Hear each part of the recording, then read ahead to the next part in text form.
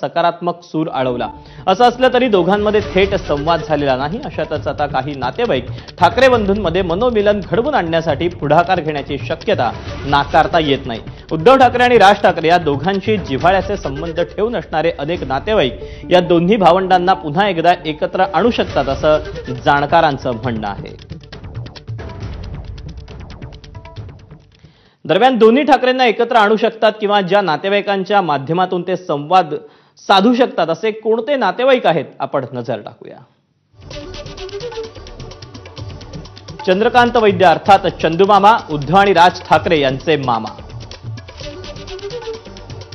याशिवाय श्रीधर पाटणकर, उद्धव ठाकरेंचे मेहुणे। यांच्यामार्फत संवाद होणार की जयजयवंती ठाकरे देशपांडे, राज ठाकरे यांची बहीण। कौटुंबिक विवाह सोहळ्यात उद्धव आणि राज ठाकरेंची सहकुटुंब उपस्थिती राहिली होती।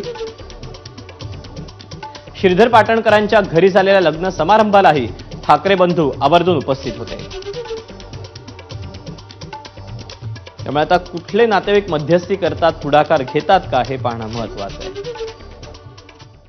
दरम्यान मातोश्री बंगल्यावर ठाकरेंच्या शिवसेनेच्या निरीक्षकांची महत्त्वाची बैठक पार पडली। या बैठकीत मनसेशी युती करण्याबाबत कोणतीही चर्चा झाली नसल्याचं मुंबईच्या माजी महापौर किशोरी पेडणेकर म्हणाल्या। या बैठकीसाठी मिलिंद नार्वेकर, विनायक राऊत, अमोल कीर्तीकर, सुबोध आचार्य आणि इतर नेते उपस्थित होते। शिवसेना आणि मनसे एकत्रित येणार का याच्या संदर्भामध्ये कार्यकर्त्यांना काय वाटतंय वगैरे असं काही चर्चा, असं काही बोलणं नाही, अजिबात त्याच्यावर चर्चा झालेली नाही।